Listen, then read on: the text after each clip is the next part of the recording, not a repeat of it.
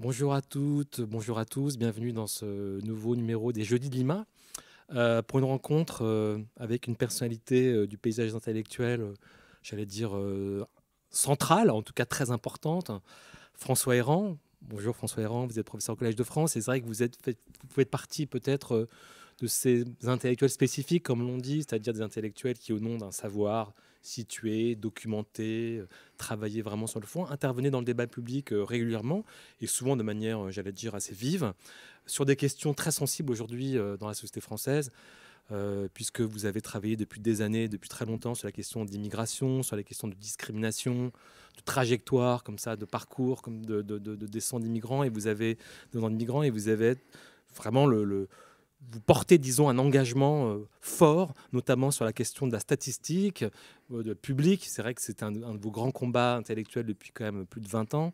Vous avez été longtemps à l'INED, notamment en première ligne sur ces questions-là.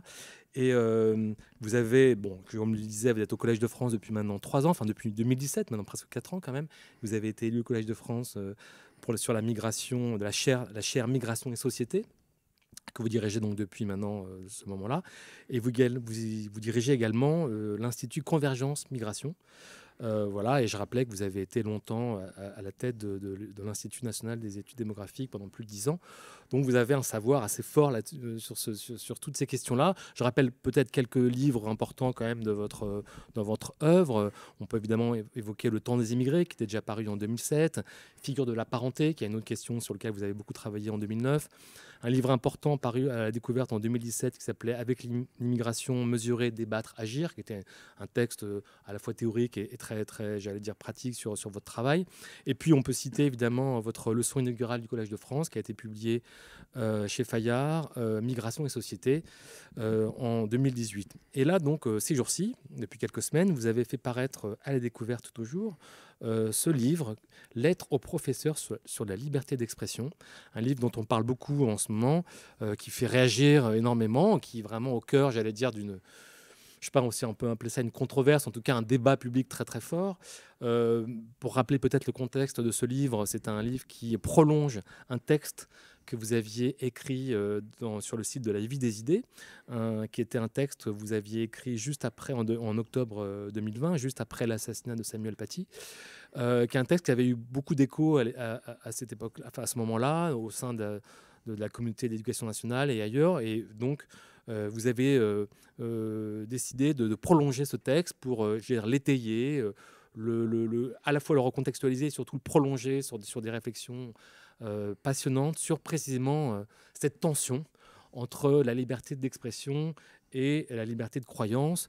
Tout le livre, comme ça, est tendu par ce fil sur justement quel alliage, quelle alliance, quelle tension, comme ça, on peut essayer d'ajuster entre un principe absolu en France qui est la liberté d'expression. Quand je dis absolu, l'expression n'est pas anodine parce que vous la critiquez, vous la déconstruisez en disant que précisément cet absolu peut poser des questions qu'il faut peut-être apprendre à la désabsolutiser, si on peut dire.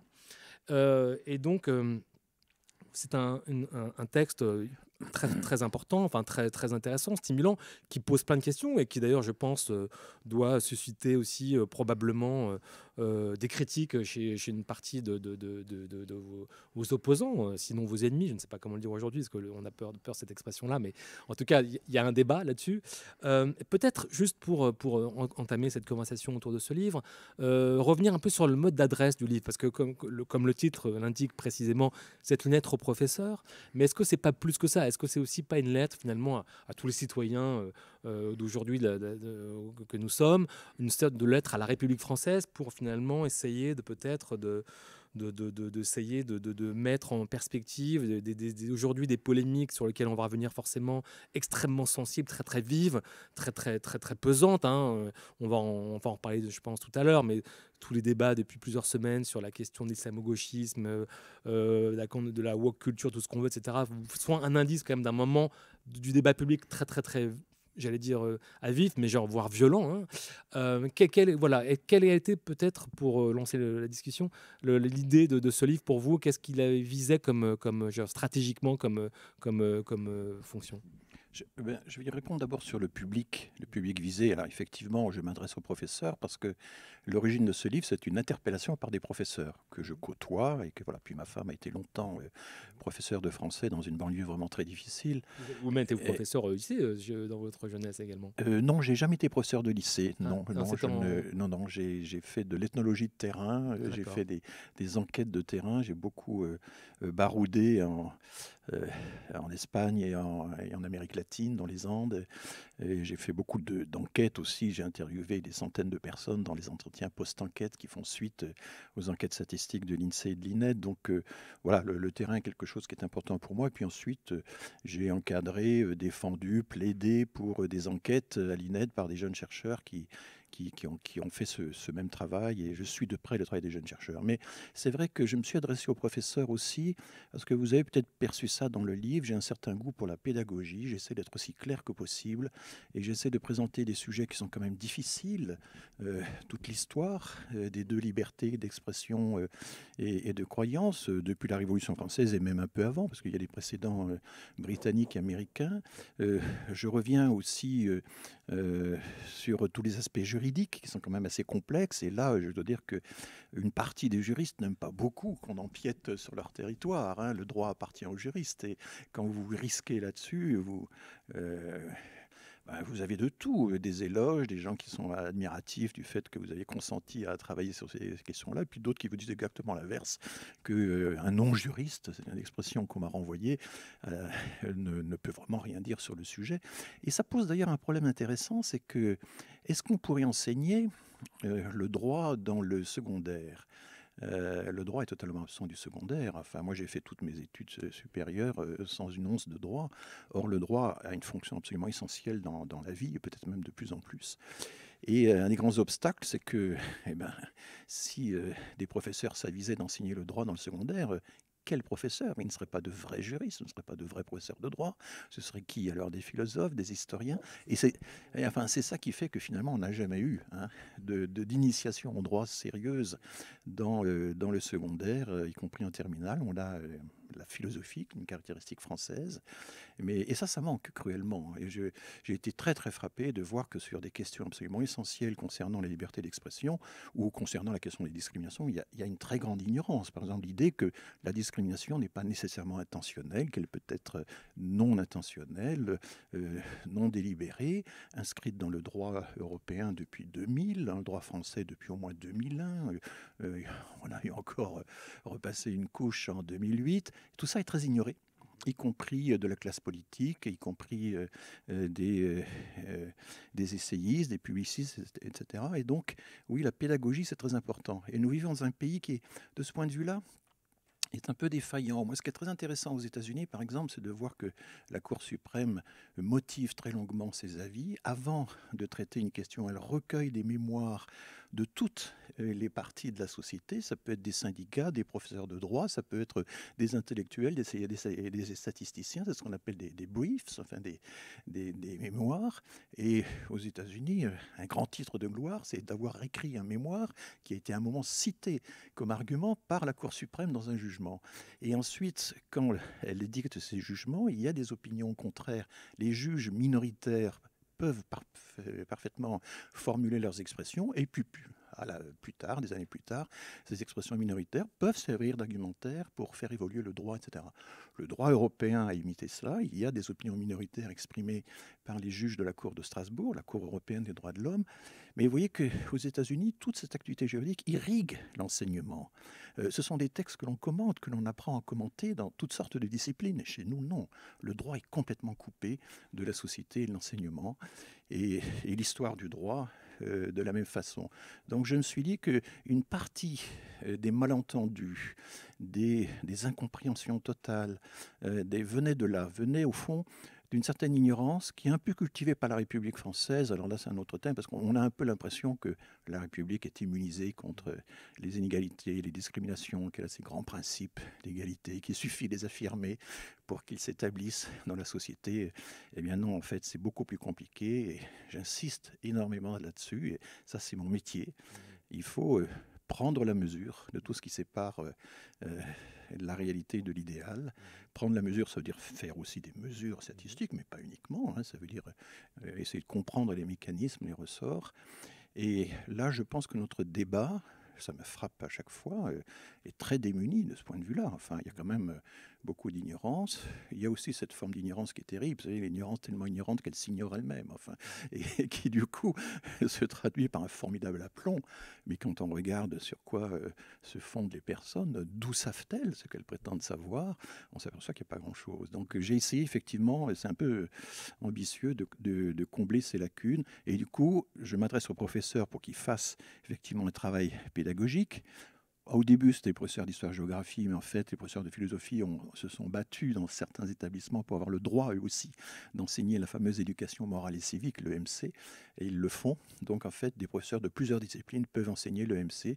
Je pense que mon livre peut les aider à faire cet enseignement, mais évidemment, ça s'adresse aussi aux politiques, aux adultes, bien sûr, à tous ceux qui s'intéressent à ces débats. Vous évoquez, après la décapitation de Samuel Paty, vous la définissez comme une scène de crime, j'allais dire piétinée par la polémique. Elle a été déplacée. Je déplacée, dis que ouais. ce qui est très étrange, ce qui est très étrange, c'est que dans la semaine qui a suivi, dans les 7 jours qui ont suivi, on aurait pu penser que toute l'attention allait être attirée par la question de savoir comment est-il possible que ce jeune Tchétchène, arrivé très jeune en France avec ses parents réfugiés, ayant vécu dans une cité de la banlieue d'Évreux, une ville que je connais bien, où j'ai habité un certain temps, finalement se radicalise en très peu de temps, cherche une proie, une cible, et commet son acte. Comment alors est-ce qu'il était avec des moyens dérisoires, un simple couteau, hein, c'est ça qui est, c'est pas une Kalachnikov, c'est pas,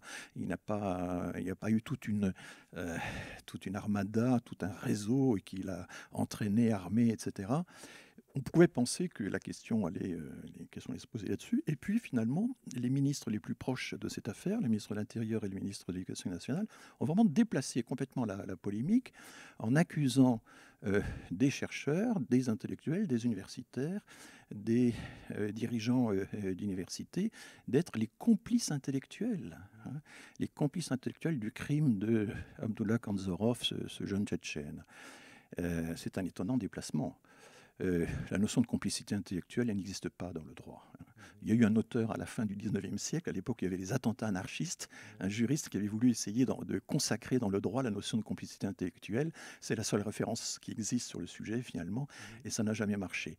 Parce que la complicité, c'est quelque chose de très précisément défini dans le droit. Donc quand on lisait attentivement, et je n'en parle pas trop finalement dans le livre, mais tous les textes de Jean-Michel Blanquer sur ces fameuses complicités intellectuelles, il y avait un langage de la causalité extraordinairement flou, n'est-ce pas? Créer une atmosphère propice à, etc., c'est indémontrable. Si vous lisez les écrits de Laurent Bouvet, qui a beaucoup inspiré Jean-Michel Blanquer, Printemps républicain. Ou le Printemps républicain, le fondateur du Printemps républicain, qui est un peu en dehors du débat actuellement, parce que malheureusement il a des problèmes de santé, mais là aussi, toutes ces causalités sont extraordinairement floues. Et moi, je pense que le débat aurait dû d'abord porter sur l'acte lui-même, sur sa genèse, et puis aussi sur ce que l'avocate de la famille Paty a relevé. Hein. Pourquoi finalement, alors que l'affaire s'est étalée sur une certaine durée, aucune des deux administrations, l'Intérieur et l'Éducation nationale, n'ont réussi à bloquer cet engrenage. Ça aussi, et l'enquête sur ce point-là, on ne sait pas trop ce qu'elle a donné. Hein. Mais quelle est votre clé d'explication justement à cette dérive, à cette notion même de complicité intellectuelle? Comment vous expliquez qu'un ministre de la République puisse en arriver à avoir ce genre d'argument?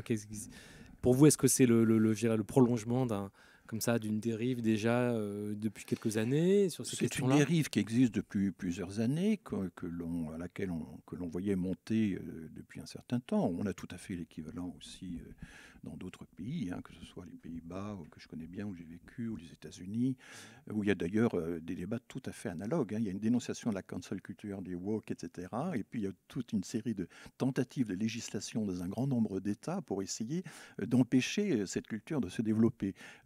Quand on dit on importe des États-Unis telle ou telle pratique, en fait on importe aussi la critique de ces pratiques. Tout est en fait symétrique entre les deux pays. Donc on voyait monter ça depuis un certain temps. Mais c'est quand même, il y a quand même on change il y a un saut qualitatif important qui est accompli quand c'est un des grands ministres du gouvernement, Jean-Michel Blanquer, vraiment un des plus éminents représentants du gouvernement, suivi à quelques mois de distance par la ministre de la Recherche, qui a stupéfait tout le monde, se lance dans une telle diatribe, si vous voulez, et répète en quelque sorte des arguments qui ont été prononcés ailleurs, mais qui n'ont jamais eu de base factuelle, autre que consistant à dénoncer le fait qu'un jour, Mme Agacinski, un jour, Alain Finkielkraut, etc., il y a des milliers et des milliers de séminaires en France qui se tiennent chaque année, rien que dans mon institut, on en fait plusieurs centaines par an, et c'est toujours les 3 ou 4 cas, toujours les mêmes qu'on cite. Il y a des cas inverses, où je sais pas, les personnes n'ont pas pu s'exprimer. Donc on monte en épingle des épisodes qui franchement n'ont pas beaucoup d'intérêt. Moi je dis beaucoup de bruit pour rien. Et à un moment dans une interview, je disais, écoutez, le rien ne m'intéresse pas, c'est la mécanique du bruit qui. Comment se fait-il que des journaux, des hebdomadaires, des éditorialistes qui ne vont pas sur le terrain, comme ça, réagissent en chaîne, de façon quasi mécanique, quasi pavlovienne, n'est-ce pas, sans aller y voir de près comment ça se passe. Donc c'est vrai que c'est un peu une lutte contre des condamnations idéologiques qui sont proférées comme ça de chic, dans un cadre polémique. Il faut aussi évidemment récupérer des voix à l'extrême droite. Bon, tout le monde est capable de faire cette analyse, je n'en ai pas le monopole. Donc un affrontement entre ce genre de pratique qui est propre au champ politique et puis la recherche, qui elle, alors il y a toutes sortes de recherches, il y a de la bonne et de la mauvaise, comme il y a la bonne et la mauvaise politique, il y a du bon et du mauvais journalisme, enfin bon, il y a tout. Mais quand même, la bonne recherche, elle a beaucoup progressé, elle fait des expériences, elle fait des testings, elle fait des enquêtes, c'est très compliqué.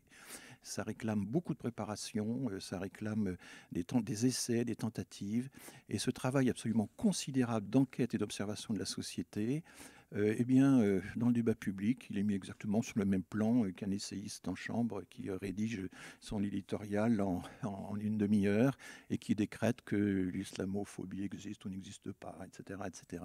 Et donc là, il y a une sorte de confusion des valeurs qui est tout de même extrêmement dommageable, et il n'y a rien à faire. Je suis moi aussi français, je revendique une appartenance patriotique à l'esprit français, en ce sens que je suis cartésien. Et le cartésianisme, c'est certes le doute, mais c'est aussi la méthode, et c'est également la capacité à diviser la difficulté en autant de parties qu'elle comporte. C'est donc essayer d'analyser. C'est l'analyse. Il faut analyser les choses une à une, il ne faut pas tout mélanger, il ne faut pas tout confondre, il faut expérimenter. Et ensuite, si d'autres, sur les mêmes données, avec de meilleures données, avec de meilleures méthodes, arrive à faire progresser la connaissance ou vous contredire, et bien tant mieux, ça fait partie du débat, mais ça n'a rien à voir avec le débat auquel on assiste actuellement, où toute opinion en vaut une autre, qu'elle soit basée sur des données scientifiques ou qu'elle vous sorte comme ça, qu'elle exprime vos aversions au premier degré. Voilà, j'essaie de... Et le maître mot de mon livre, ça ne vous surprendra pas, mais c'est discernement. Discernement, tout à fait. C'est quelque chose qui traverse toute votre œuvre. Vous l'avez souvent revendiqué. Le discernement comme l'esprit de finesse, disait je ne sais plus quel philosophe du 18e, je me souviens. Oui, c'est Pascal. Ouais. On doit pouvoir, et ça rejoint le problème de la liberté d'expression. C'est pas parce qu'on exalte la liberté d'expression, qu'on célèbre la liberté d'expression, qu'il faut négliger les niveaux d'expression. J'ai dit par exemple qu'on part du très beau mot de critique, toute une série d'opérations qui n'ont rien à voir. La critique, ça peut être une réfutation bien menée, ça peut être une contradiction, ça peut être une condamnation très forte, très véhémente, il n'y a aucun problème là-dessus. Mais le doigt d'honneur, le bras d'honneur, l'enculade, je suis désolé, ce ne sont pas des critiques. C'est même le degré zéro de la critique, ça consiste à tellement mépriser l'autre qu'on ne le juge même pas digne de débattre avec vous. Donc là, et là, on entre dans le vif du sujet parce qu'effectivement, un certain nombre de juristes ou de défenseurs des caricatures ont revêtu du beau mot de critique des actes qui, normalement, n'est-ce pas, c'est ce que dit la Cour européenne des droits de l'homme, la satire, la caricature, etc., sont essentiels dans une société démocratique pour faire avancer le débat. Et même la Cour de Strasbourg sort une formule un peu vieillotte consistant à dire ça fait progresser le genre humain. À partir du moment où la caricature aide à faire avancer le débat, à faire progresser le genre humain, hein, c'est une vieille expression du XVIIIe siècle que les juristes ont conservé comme ça, eh bien c'est positif, c'est légitime, etc. Mais il y a un certain nombre de caricatures, il y a un certain nombre de débats, il y a un certain nombre d'injures qui, elles, ne font absolument pas progresser le débat. Et je crois qu'on a le droit de faire des différences et d'utiliser son discernement pour ne pas tout confondre. Voilà, donc votre discernement, il est en effet assez, puissant dans votre démonstration. Et donc, on va entrer un peu, disons, au cœur de votre réflexion, puisque, comme je le disais tout à l'heure en introduction, vous êtes vraiment, comment dire, axé sur l'essai de penser l'articulation entre la liberté d'expression et la liberté de conscience, en rappelant, vous le rappelez tout de suite, dès le début de votre texte, que ces deux libertés sont, comme vous appelez, des tours jumelles, c'est-à-dire qu'elles sont vraiment, rattachées l'une à l'autre, comme de manière, presque consubstantielle. L'une ne va pas sans l'autre, et tout le problème pour vous est justement de savoir dans quelle mesure l'une n'écrase pas l'autre. Et donc, comment on peut arriver à faire exister la liberté d'expression tout en respectant la liberté de conscience.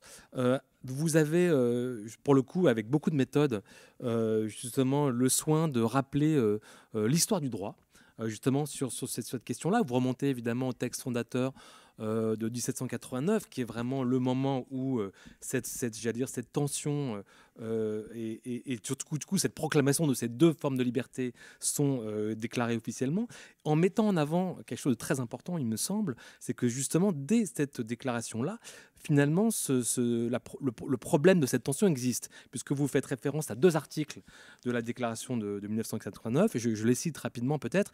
L'article 10, qui dit que nul ne doit être inquiété pour ses opinions, même religieuses, pourvu que leur manifestation ne trouble pas l'ordre public établi par la loi. Et l'article vous avez noté le même religieuse. Voilà, tout à fait. Et l'article 11, qui suit cet article-là, je le cite, « La libre communication des pensées et des opinions est un des droits les plus précieux de l'homme. Tout citoyen peut donc parler, écrire, imprimer librement, sauf à répondre de l'abus de cette liberté dans les cas déterminés par la loi. » Donc on mesure bien là que finalement, dès le moment, séminal, fondateur de grand moment de libération comme ça, de la liberté d'expression, finalement, cette tension existe là. Et déjà, et après, on va développer l'histoire du droit parce qu'elle s'est déployée, reconstruite, etc. Mais là, déjà, c'est un moment quand même important. Quand même. Il y a un geste fondateur. Je parle effectivement des tours jumelles parce que ces deux libertés sont définies dans deux articles à la suite. Elles ne sont pas articulées entre elles, mais elles vont toujours de pair. Et on va retrouver cette structure dans la Déclaration universelle des droits de l'homme en 1948 et dans la Convention européenne des droits de l'homme en 1950. Elles sont toujours côte à côte, dans le même ordre, et la structure interne de chaque article est toujours identique. C'est définir avec une certaine solennité, un langage magnifique au XVIIIe siècle, définir le principe général de la liberté, et ensuite rappeler que tout de même, il faut respecter le principe de ne pas nuire à autrui, il faut que ça se fasse dans les limites de la loi. Et alors à ce moment-là, dans le débat, c'était des gens très intelligents. On a longtemps dénigré les révolutionnaires en disant mais ce sont des bavards, ce sont des ratés de la littérature ou de la basoche, etc. C'était l'idée répandue par Taine ou par Edmund Burke. Et en fait, des analyses précises de toute la population des constituants, n'est-ce pas, personne par personne, ont montré que dans le tiers-état, dans la noblesse et dans le clergé, c'était les plus instruits.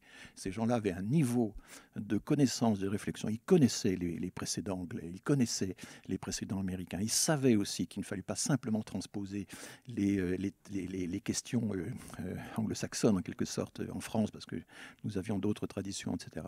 C'est des débats qui sont... Enfin, je vous assure que si un professeur prend le soin, et certains l'ont peut-être déjà fait, j'imagine, puisqu'on peut maintenant accéder à ça en ligne, de prendre quelques extraits de ces débats et de les faire lire aux élèves. C'est des textes d'une... c'est vraiment formidable. Donc, ils comprennent que ces libertés sont absolument fondamentales, sont des biens extrêmement précieux, mais qu'il faut les limiter. Mais alors, qui va les limiter? Est-ce que c'est la loi? Et là, ils ont une question qui... Vous savez, les révolutionnaires se sont dit, mais finalement, il suffit de publier partout, dans tout l'espace public, la Déclaration des droits de l'homme et des citoyens, et chaque citoyen va pouvoir comparer, c'était le verbe utilisé, va pouvoir comparer sa situation ces droits qui sont bafoués, etc., aux droits qui sont les siens d'après la Déclaration universelle. Mais le problème, c'est qu'il n'y avait aucun système judiciaire vraiment équipé pour opérer cette comparaison et en tirer des conclusions. C'est la Cour européenne des droits de l'homme, hein, pas avant 1950, qui, elle, permet, par ce système de garantie collective, comme ça a été appelé, à tout citoyen qui a épuisé ses voies de recours dans son pays, d'aller devant la Cour européenne des droits de l'homme et dire, voilà, ma liberté fondamentale a été... c'est un moment clé. Et là aussi, vous voyez, ce qui est très intéressant, c'est de voir que... donc, on énonce un principe, on limite ce principe en disant, attention, c'est dans les limites de la loi, mais en même temps, toute la jurisprudence va essayer de limiter cette limitation, parce que ces limitations, elles sont très liberticides si on les laisse faire. Donc il faut, en quelque sorte, trouver les moyens de ne pas aller trop loin dans la limite de ces libertés. Mais jamais il n'y a eu l'idée, dans les 3 grandes déclarations que je viens de citer, que chacune de ces libertés était absolue. Ça n'a jamais été dit. Il y a toujours l'idée qu'il y a une limite, mais le problème, c'est qu'il faut limiter ces limitations. Il faut que ces limitations soient raisonnables. Elles ne peuvent pas être les mêmes partout, en tout temps, en tout lieu, selon l'état des mœurs. Enfin, il y a plein de réflexions là-dessus.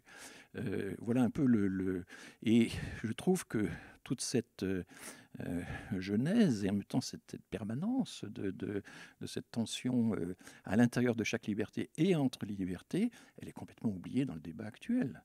Enfin, on n'en parle jamais. C'est quand même très, très, très frappant. Certains disent que la liberté de croyance est en quelque sorte absorbée par la liberté d'expression, parce que la liberté d'expression, c'est la liberté d'exprimer sa croyance ou sa non-croyance. Et ça, c'est une façon d'annexer la liberté de croyance par la liberté d'expression. Alors qu'il y a quand même un principe fondamental qui doit rappeler systématiquement dans tous les grands manuels de droit, c'est que les libertés sont indivisibles. Qu'est-ce que ça veut dire? Ou les droits sont indivisibles, parce que les droits de l'homme, les droits de la personne humaine, les libertés fondamentales, ce sont des expressions quasiment synonymes. Et c'est l'idée qu'on ne peut pas revendiquer un droit en renonçant à d'autres droits. C'est Napoléon disait je leur donne l'égalité au prix de la liberté. Ils n'ont pas ils se contentent de l'égalité, ils sont ravis, mais ils n'ont pas la liberté. Non, ça c'est pas. Et toute la jurisprudence de la Cour européenne des droits de l'homme, qui donc est à Strasbourg, jugement après jugement, affaire après affaire, parce qu'elle statue toujours sur des affaires précises, consiste toujours à lier un peu toutes les libertés entre elles. Donc je compare tout ce système alors c'est pas un mikado dont on pourrait retirer une poutre en laissant tout le reste inchangé. Si vous retirez une poutre, ça s'effondre. Et ça, les juristes spécialisés, alors ma collègue Samantha Besson, qui est professeure de droit au Collège de France, spécialisée dans les institutions internationales, vous dit ça très, très fortement. Tous ces droits sont complètement liés entre eux, et donc on ne peut pas dire que l'un peut absorber l'autre ou qu'on peut se... Or, dans le débat actuel, il y a la tendance chez pas mal d'hommes politiques à dire, mais après tout, la Convention européenne des droits de l'homme, il faudrait que la France s'en retire. Et puis, on va y revenir, mais on va acheter ceci, on va enlever cela, on va prendre ce qui nous intéresse, etc. Eh bien non, ça ne fonctionne pas comme ça.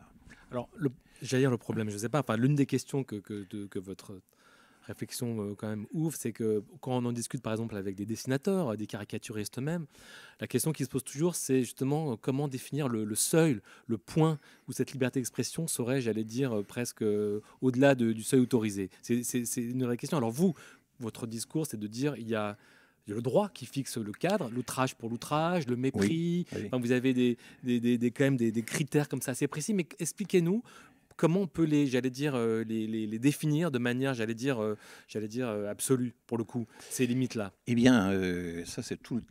La jurisprudence est là pour ça. C'est au cas par cas que ça se décide. Enfin, il y a quand même de grands principes.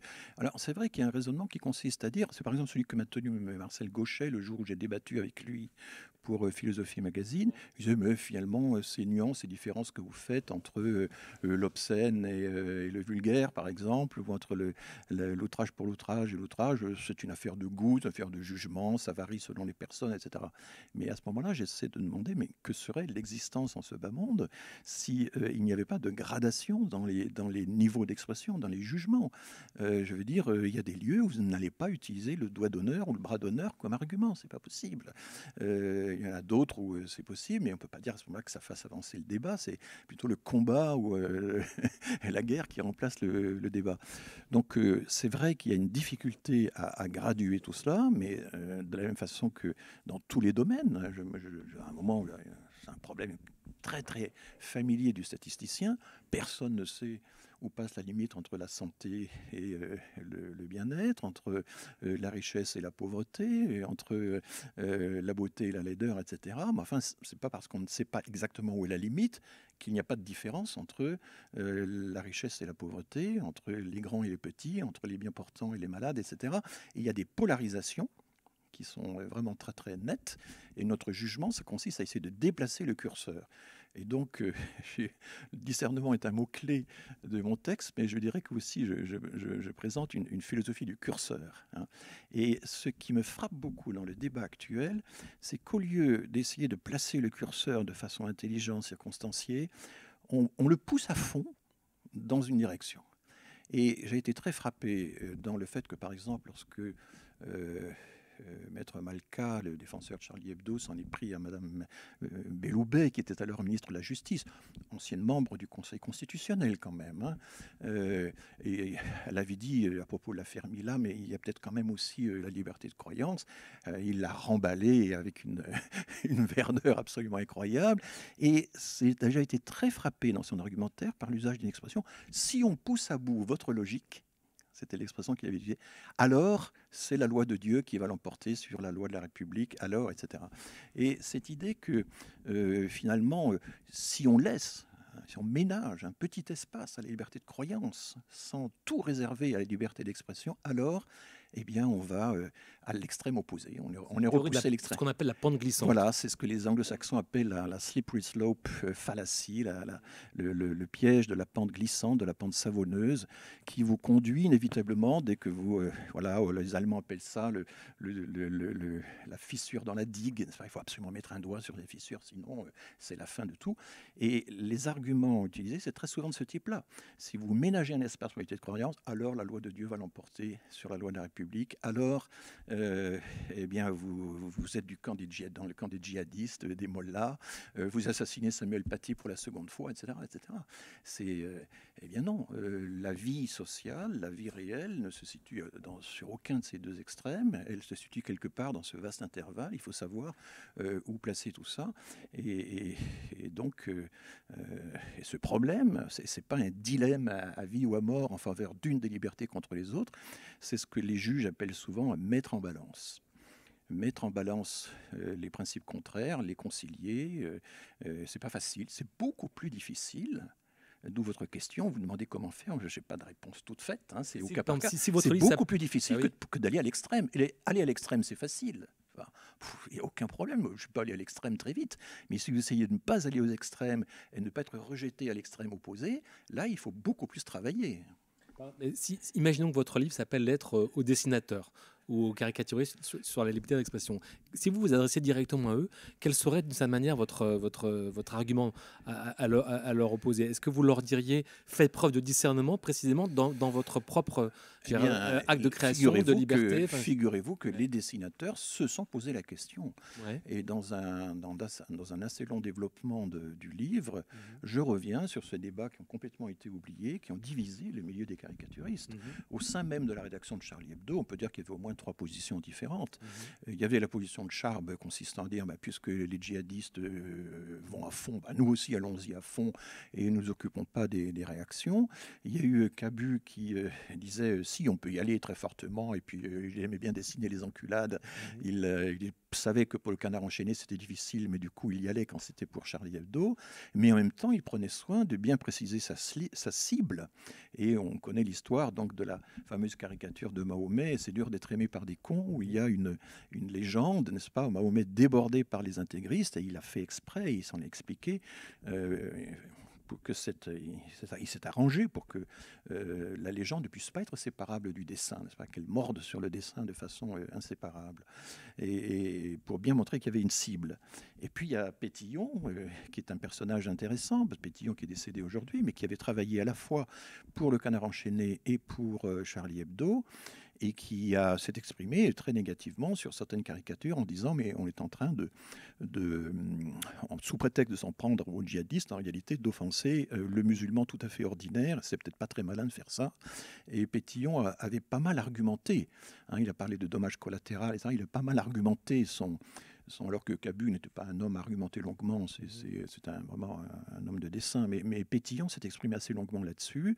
Et puis, il y a eu les oppositions, alors avant l'attentat de Charlie Hebdo, si bien qu'on n'en parle plus maintenant, entre la rédaction du Canard enchaîné et la rédaction de Charlie Hebdo. Et je reviens un peu sur toutes ces choses-là qui sont complètement oubliées. Et je dis à un moment que c'est bien en bonne démocratie d'avoir plutôt 2 hebdomadaires satiriques qu'un seul, donc qui au moins un pluralisme au sein de chaque hebdomadaire et entre les hebdomadaires. Et donc oui, nous devons réfléchir de nouveau librement sur toutes ces tensions qui ont agité le milieu des caricaturistes. Ils n'ont pas, du coup, les attentats, eux, évidemment, absolutisent tout a posteriori, ont sacralisé ces caricatures à la forme extrême des caricatures.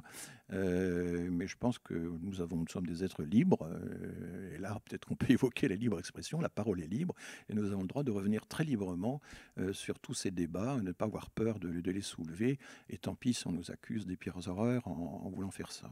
Comment vous comprenez que, je ne sais pas si on peut appeler ça une tradition, mais en tout cas une histoire, une culture propre au dessin, de la caricature en France, puisse aujourd'hui être à ce point-là critiquée et mal aimée dans beaucoup de pays. Je pense évidemment aux États-Unis en premier lieu, parce que c'est vrai que maintenant la caricature du dessin de presse aux États-Unis est de moins en moins présente, puisque même l'édition internationale du New York Times l'a supprimé. Comment vous expliquez cette spécificité entre guillemets hexagonale sur ces Alors, il faut voir que la caricature a été très, très violente, et la satire aussi. Il y avait des quantités, on appelait ça les libelles, qui circulaient sous le manteau, qui étaient soi-disant imprimées à Amsterdam ou à Neuchâtel, et sur la famille royale française, par exemple, sur Louis XVI, sur les frasques de Marie-Antoinette. Mais ça avait déjà commencé un peu sous les XIV et beaucoup sous Louis XV, était extrêmement violent. C'était des dénonciations quasiment pornographiques. Enfin, sous Louis XV et sous le Régence, il y avait du vrai. Sous Louis XVI, le pauvre, il était assez innocent de tout ça, mais c'était extrêmement violent. Donc, beaucoup de gens qui avaient... Bon, on ne signait pas. Hein. À un moment, Voltaire s'est moqué de Rousseau parce que Rousseau a commis la naïveté, la bêtise de signer ses livres. Voltaire, quand il écrit ses livres les plus athées, les plus se garde bien de les signer. C'est pas, il est trop malin pour ça. Et Rousseau, naïvement, croyant qu'il était citoyen de Genève et un peu immunisé, signait. Donc il y a eu un long débat contre la censure. Au moment du débat de juillet 1789, les gens disent il faut qu'on puisse se lancer dans la satire sans être inquiété. Hein, il y a l'idée de ne pas être inquiété. Ils en avaient tous été victimes, et en même temps, ils avaient été aussi victimes de ce qu'ils appelaient la calomnie, qui était un gros problème qu'on va retrouver un peu plus tard dans le droit français avec la question de l'injure, de la dénonciation gratuite, etc.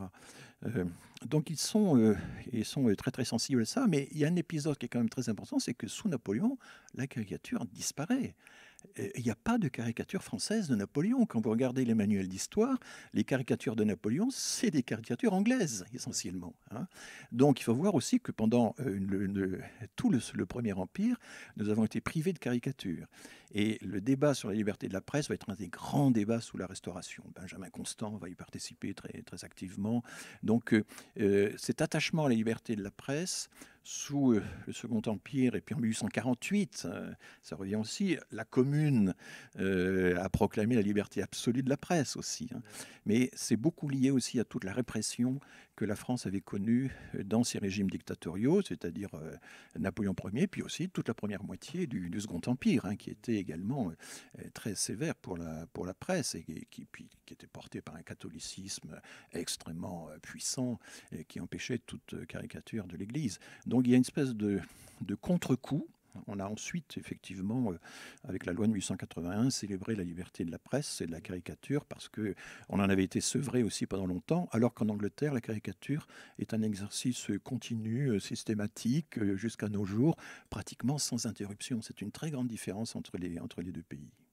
Alors pour rebondir et j'allais dire prolonger, élargir ce débat-là sur la distinction que vous faites entre la liberté d'expression et la liberté de conscience, et notamment la différence entre croyance et croyance sur l'offense.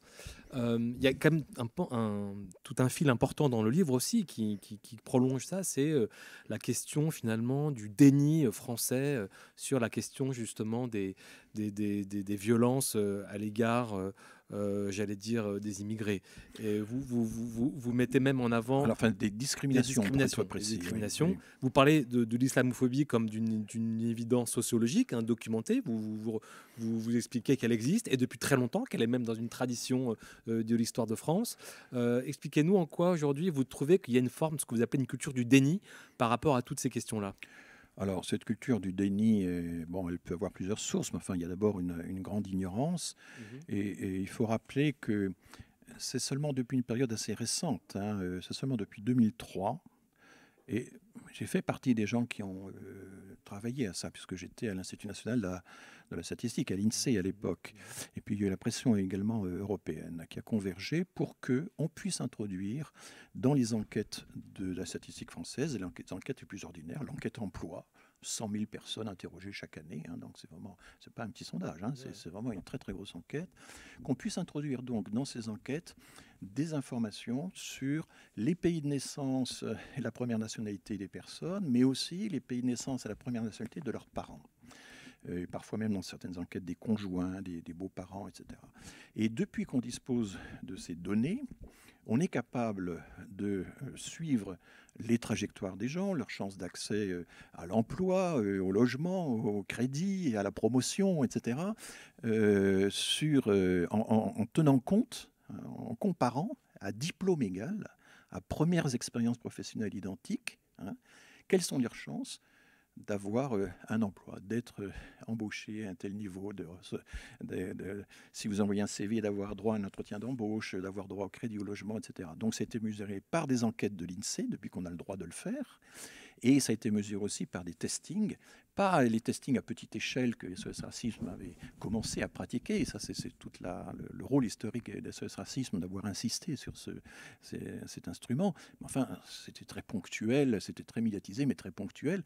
Non, des testings à très grande échelle qui consistent à envoyer des paires de CV par milliers à des centaines et des centaines d'employeurs.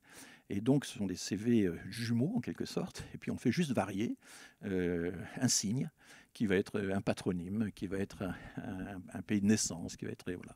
Et on regarde, eh bien, quelles sont les chances de recevoir, par exemple, l'entretien d'embauche ou pas, quand on a un signe qui est du mauvais côté de la ligne de couleur ou du mauvais côté de la ligne des origines. Et là, on calcule ce qu'on appelle un taux de discrimination. C'est une notion assez simple, c'est de combien de pourcents vos chances sont-elles diminuées d'avoir droit à l'entretien d'embauche. Bien, la réponse, elle est simple. En moyenne, et ça se vérifie dans d'autres pays, ce n'est pas propre à la France, nous ne sommes pas immunisés par rapport à d'autres pays. En gros, vos chances sont divisées par 2 si vous avez le malheur de faire apparaître, directement ou indirectement, une origine maghrébine ou subsaharienne. Les chances sont divisées par 2. C'est énorme. C'est considérable. Et un testing d'une intelligence extraordinaire qui a été pratiqué par Marie-Anne Valfort. Oui, vous la citez dans le livre. Voilà, qui a été financé par l'Institut Montaigne, qui a eu du mal à se lancer là-dedans. Il a fallu tout un travail de conviction pour que l'Institut Montaigne accepte tout ça, parce que ça remet quand même un peu en cause le travail des employeurs, ou des recruteurs. Elle a montré qu'en plus, à origine égale, quand on prend aussi personnes qui sont toutes libanaises, nées dans les mêmes quartiers de Beyrouth, qui ont migré très tôt en France, qui ont acquis la nationalité française, qui ont obtenu les mêmes diplômes, les mêmes BTS, les mêmes, etc., eh bien, tout signe d'appartenance à l'islam diminue vos chances, mais considérablement. Donc, à origine égale, en plus de la discrimination ethno-raciale, il y a aussi une discrimination proprement religieuse qui a des effets considérables. Ça concerne des dizaines de milliers de personnes chaque année. Hein. Par rapport à l'affaire des réunions non mixtes qui concernent quelques étudiants qui se réunissent là et là, c'est d'une toute autre échelle. Comprenez bien. C'est pour ça que ça m'intéresse 100 fois plus. Enfin, et là, le problème, c'est que vous avez tout un courant du débat actuel. C'est très bien représenté par Pierre-André Taguieff, donc je commente plusieurs passages. Vous critiquez très frontalement. Je critique, oui, parce que je constate que dans ses ouvrages, il ne dit jamais un seul mot, jamais, de toutes ces enquêtes qui ont été faites par la statistique publique, par la statistique privée, par la recherche, jamais. Il n'y a pas un seul mot. Et tout son travail consiste au contraire à accabler les personnes qui se disent victimes de discrimination en parlant de fantasmes, de paranoïa, de bêtises, de militantisme borné, etc. Enfin, c'est une succession d'injures. Et là, il faut quand même bien voir ce que ça représente pour les intéressés. C'est que non seulement ils sont victimes de discrimination, mais en plus, on les accuse, n'est-ce pas, de s'en plaindre. C'est la double peine, et c'est exactement le procédé de ce qu'on appelle en anglais « blaming the victim », n'est-ce pas. Les victimes sont responsables de ce qui leur arrive. Et il ne suffit pas, comme je l'ai lu à droite, à gauche, de dire « il n'y a qu'à miser sur l'école républicaine, l'égalitarisme de l'école républicaine ». Non, ces tests sont à diplôme égal. À diplôme égal. Une fois que vous avez franchi toutes les étapes du système scolaire, que vous êtes diplômé, vous n'avez pas du tout les mêmes chances. Elles sont réduites par 2 d'obtenir un emploi en fonction de vos origines. Bon, c'est un immense problème. Comment est-il attaqué ? Franchement, on ne sent pas qu'il y ait une grande priorité. Même de la part de l'État, vous voulez dire ? Mais la HALD, on a créé une agence spécialisée qui s'est appelée la HALD, la Haute Autorité de lutte contre les discriminations, qui a été absorbée par les défenseurs des droits, qui du coup, dans cette absorption, a quand même perdu pas mal de sa visibilité, il faut bien le dire, même si les gens qui y travaillent sont extrêmement solides. Mais cette agence, elle a été créée 40 ans après la création de l'agence anglaise. Hein. Et de la même façon, si vous regardez le fameux problème des interpellations au faciès, qui est l'expression populaire par laquelle on désigne donc ce qu'en Europe on appelle le profilage racial des interpellations, on a quand même eu toute une série d'avertissements et de mises en garde. Il y a eu d'abord la grande enquête du CNRS dans les lieux publics de passage à Paris, 2008-2009 déjà, ça commence à être ancien. Il y a eu en 2017 3 jugements de la Cour de cassation en disant que interpeller en fonction de l'apparence physique sans qu'il y ait de problème de sécurité, c'est une faute lourde qui engage la responsabilité de l'État. Pas quelques brebis galeuses, ça et là, non, une faute lourde qui engage la responsabilité de l'État, c'est très fort. L'écrit ECRI, qui est la commission spécialisée du Conseil d'Europe en matière de discrimination, a interpellé le gouvernement français en disant « qu'est-ce que vous faites contre ça ?» Et la réponse a été dérisoire. Ça consistait à dire que, en gros, la Déclaration des droits de l'homme était affichée dans les commissariats. Enfin, on n'a pas dit tellement plus que ça dans la réponse à l'écrit. Et puis, le défenseur des droits, c'était une dernière chose qu'a faite Jacques Toubon avant de partir, a lancé encore une série d'enquêtes sur les interpellations faciès qui aboutit au même résultat que l'enquête du CNRS. Enquête du CNRS, défenseur des droits, Cour de cassation, interpellation de la Commission européenne, on ne peut pas faire davantage. Qu'est-ce qu'on a fait face à ça ? Eh bien, Manuel Valls a empêché les députés socialistes de voter pour le récépissé, n'est-ce pas, des interpellations, à 2 reprises. Et puis, les caméras embarquées ont été testées ça et là, mais ont été rejetées par les policiers. Emmanuel Macron a fait un geste important avec cette plateforme de signalement, mais le tollé des syndicats de police a été tel qu'Emmanuel Macron a été obligé de changer de projet et de dire bon, on va mettre ça chez le défenseur des droits, qui est en fait déjà une plateforme de signalement. Finalement, ça n'est plus vraiment une véritable innovation. Donc on est un peu paralysé, et notamment parce que tout un certain nombre de commentateurs, d'idéalistes, d'essayistes vous disent que ça n'existe pas, ou que c'est normal que ça existe. Comment vous expliquez cette résistance ? On parle beaucoup aujourd'hui de la crise de l'universalisme français, indifférent à la colorblind, à la couleur, alors que vous rappelez avec précision combien il existe des effets d'assignation raciale dans la vie des personnes aujourd'hui en France, minimisés, oubliés. Comment vous expliquez le fait qu'il y ait une tradition comme ça française, complètement accrochée à l'idée qu'elle se fait de son universalisme abstrait, disons certains ? Eh bien, nous sommes convaincus que la République est immunisée contre les discriminations. Je donne des signes historiques tout à fait extraordinaires. Nous avons mis 30 ans à ratifier la Convention européenne des droits de l'homme. Est-ce que vous le saviez? Enfin, Non, je savais pas, j'ai appris en vous lisant. Vous voyez, les lecteurs l'apprennent en lisant ça. C'est tout à fait saisissant. Pourquoi? Parce que le général de Gaulle était convaincu que la souveraineté française n'avait rien à faire des leçons de droit de l'Europe. Et que, voilà, puis il y avait l'article 16 des pleins pouvoirs donnés au général de Gaulle en cas de système grave. Le Conseil de l'Europe voulait pouvoir examiner les modalités de ça. Il y avait, pendant la guerre d'Algérie, nous avions toute une série de règlements sur les emprisonnements qui étaient totalement contraires aux droits de l'homme, donc qui rendaient incompatibles nos pratiques avec la Convention européenne des droits de l'homme. Et donc, c'est extraordinaire. Cette convention a été préparée par un Français, un très grand Français, Pierre-Henri Tedgen. Pierre-Henri Tedgen, Premier ministre de la Justice, premier garde des Sceaux à la Libération, grand résistant, prisonnier de la Gestapo, torturé par la Gestapo en même temps que son père et son frère, qui a réussi à s'évader, qui a rejoint le général de Gaulle, etc. Enfin, il est à la Déclaration européenne des droits, à la Convention européenne des droits de l'homme, ce que René Cassin est à la Déclaration universelle. C'est vraiment du même calibre. Il a un peu oublié depuis parce qu'il était démocrate chrétien.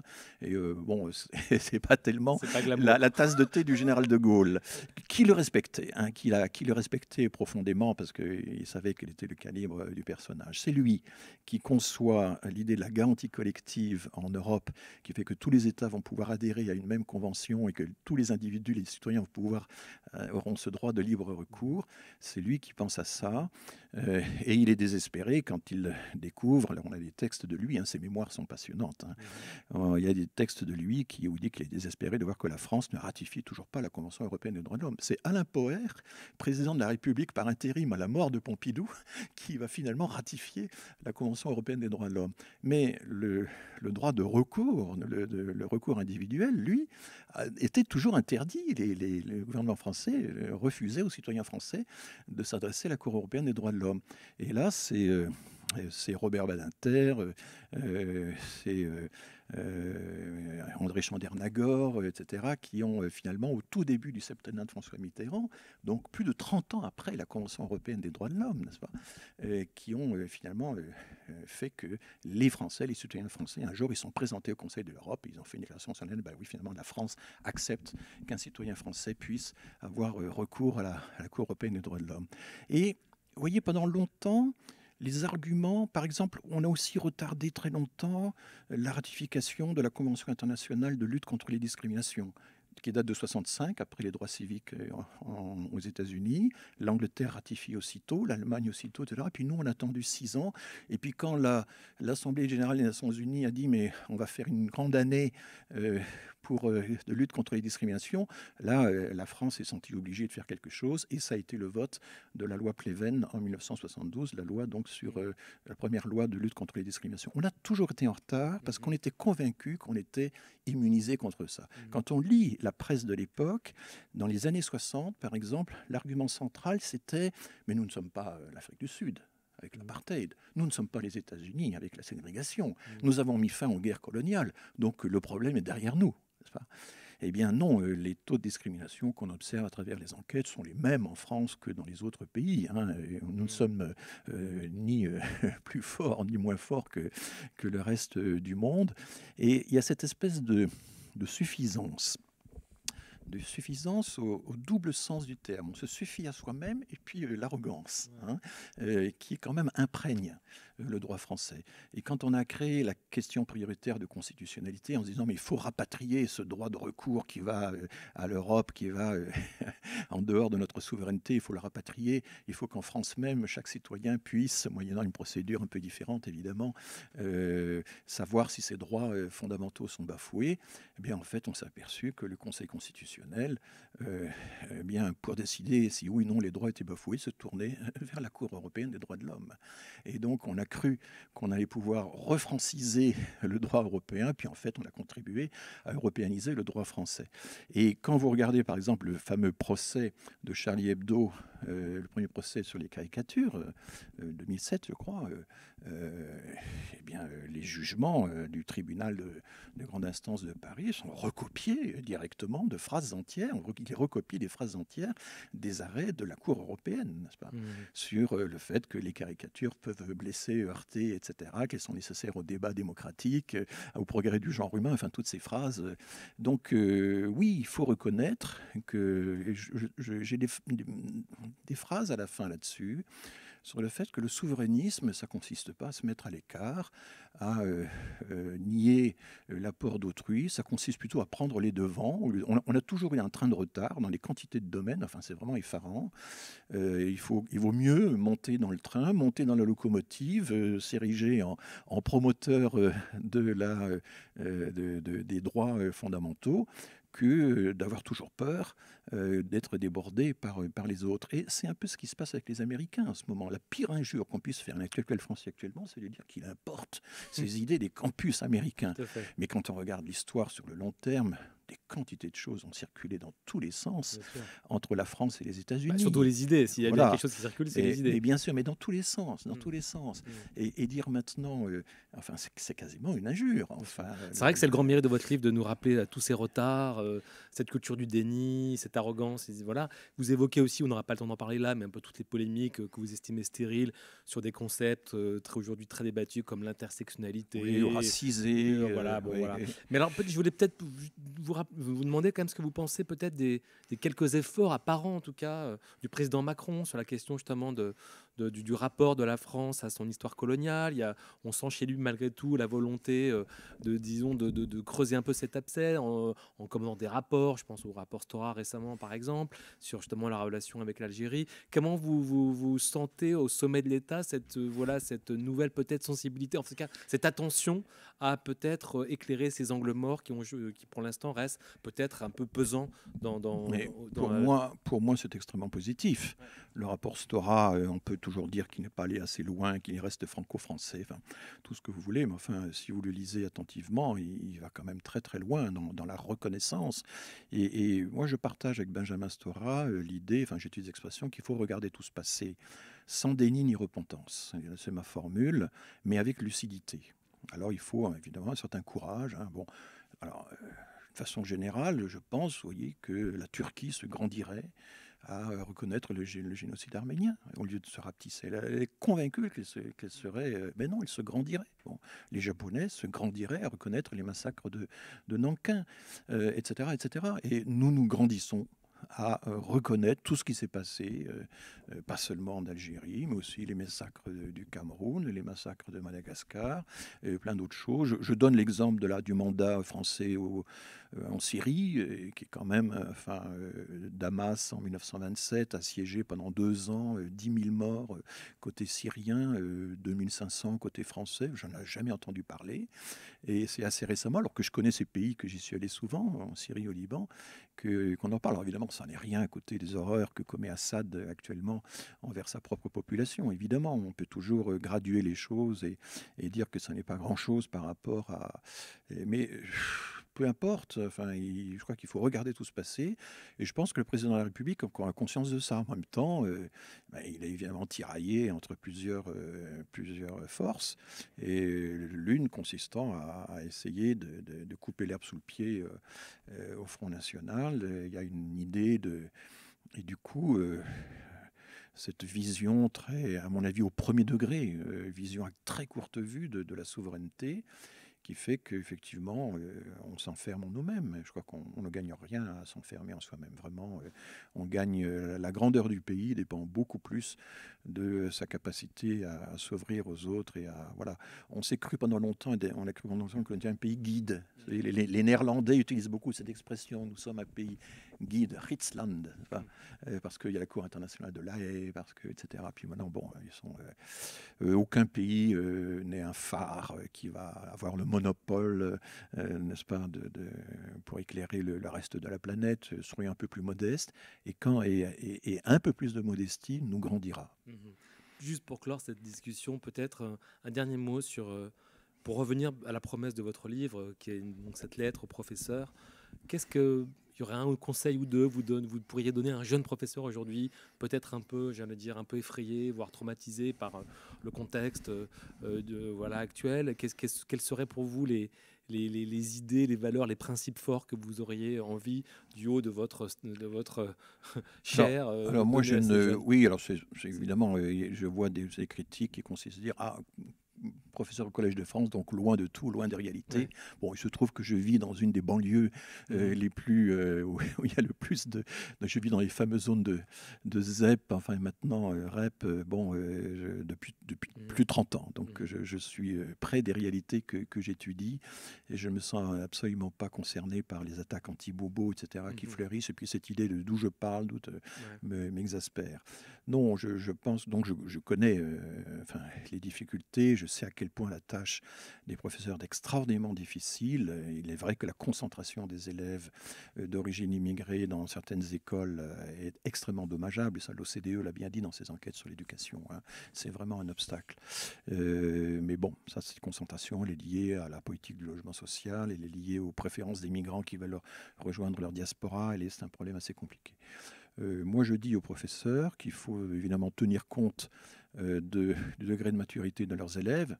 On ne dit pas à des élèves de quatrième, on ne montre pas à des élèves de quatrième ce qu'on peut faire avec des élèves de terminale. Bon, ça paraît de bon sens, et c'est rappelé d'ailleurs régulièrement par le ministère, mais enfin, on a l'impression un peu que les discours absolus effacent ces différences. Je pense qu'il y a dans notre histoire des matériaux pédagogiques extraordinaires, et j'en donne des exemples. Je pense qu'un professeur d'histoire-géographie, mais aussi tout homme ou toute femme cultivée, peut puiser dans mon livre de très bons exemples pédagogiques d'initiation. Voilà, qu'est-ce que c'est que nos valeurs? Comment sont-elles nées? Elles ne sont pas nées tout de suite. Elles ne sont pas notre propriété exclusive. Et, euh, et donc, quand on est professeur d'histoire-géographie, on peut replacer les choses dans le temps et dans l'espace. On peut les remettre en perspective. Je crois que remettre en perspective, c'est un effort très très important. Et puis, je dirais en terminant qu'il ne faut pas se laisser intimider par tous les gens qui s'arrogent, enfin, qui se présentent en propriétaires de la République, propriétaires de la laïcité, propriétaires de nos valeurs, etc. Personne ne peut me dire comment je dois concevoir la mise en exercice de la laïcité, la mise en exercice des valeurs de la République. Personne, fût-elle ministre. Je crois que là, il faut rendre aux professeurs, à chaque citoyen, une liberté de jugement là-dessus. Et ça n'est pas quelques éditorialistes d'hebdomadaires, quelques penseurs rapides, mais qui n'ont jamais observé la réalité du terrain. Ça n'est pas des ministres qui ont leur agenda politique, etc., qui doivent nous dire ce que c'est que la République, ce que c'est que les valeurs républicaines, ce que c'est que la laïcité, comment la suivre, etc. Non, nous avons tous la possibilité d'y penser, mais à condition quand même de travailler un peu, de nous documenter, de confronter les idées, et puis aussi la comparaison avec l'étranger. Là, c'est l'idée que nous sommes un peu seuls au monde, et nous sommes en train de dériver, de nous séparer de plus en plus. De notre histoire de la laïcité, notre conception de la laïcité nous sépare de plus en plus des autres pays. Il y a d'autres pays qui sont aussi laïcs que nous, mais autrement. Donc le débat n'est pas de savoir est-ce qu'on est laïque ou pas, est-ce qu'on est démocrate ou pas. Nous le sommes tous, mais il y a différentes façons. Et moi j'insiste sur le fait qu'il faut être sensible à l'écart qui sépare la réalité de l'idéal. Hein. C'est une vision réaliste que j'ai. Je dis que, je cite parfois cette phrase de Jaurès, qui est très connue, hein, aller à l'idéal pour comprendre le réel, mais il y a des gens qui sont propriétaires de l'idéal et qui veulent nous empêcher d'aller au réel. Ben non, je pense qu'il faut réunir les deux, et voilà ce que je donnerais comme devise à tous les professeurs et à tous les citoyens qui sont intéressés. Finir avec la citation de Jean Jaurès, c'est forcément une belle conclusion. Merci infiniment François Héran, et donc je rappelle le titre de votre dernier livre, Lettres au professeur sur la liberté d'expression. Donc c'est paru chez La Découverte, et c'est un livre évidemment qui fait preuve de discernement et que je conseille à tout le monde pour se retrouver un peu dans tout ce débat public aujourd'hui un petit peu quand même un peu compliqué et Oui, tendu et plombé. et plombé. Merci infiniment. Merci. Et merci à vous, à bientôt, au revoir.